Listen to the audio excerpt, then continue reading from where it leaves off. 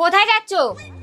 একটু পাশের পাড়া থেকে ঘুরে আসি। আসার সময় আমার জন্য আলু কবলি আর 12 ভাজা নিয়ে আসবা। সারাদিন তো জাবর কাটতেই থাকো, তাতে হয় না? এই গরমে বাইরের খাবার খেলে পেট খারাপ হবে। পেট খারাপে দোহাই দাও কেন গো? বলো আমি কিপ্টের মানুষ, আনতে পারবো না। হুঁ, কিছু খেতে চাইলে শুধু কিপ্টেমি করবে।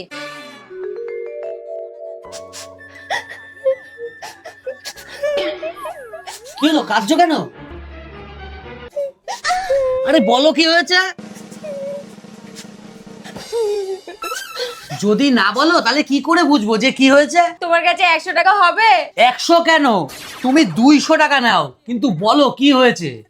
কিছু হয়নি, 200 টাকারই দরকার ছিল। আমার সাথে চালাকি দেখাচ্ছি।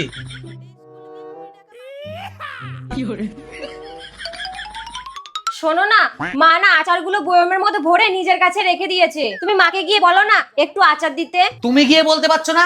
তুমি এই বাড়ির বউ, তোমার বলার অধিকার আছে। যাও মায়ের সামনে আর হাত পেতে বলো আমাকে একটু দাও। মা দিতে বাধ্য, না দিলে আমি তোমার হয়ে বলবো। মা আমাকে একটু দাও। উফ, মা একটু আচার দাও। ওটা কি তোমার একার জন্য বানিয়েছো? বাহ বাহ মা, তুমিই দেখো এখন তুমি কার জন্য কোনটা বানাবা সেটাও তোমার বৌমার থেকে জিজ্ঞাসা করে বানাতে হবে।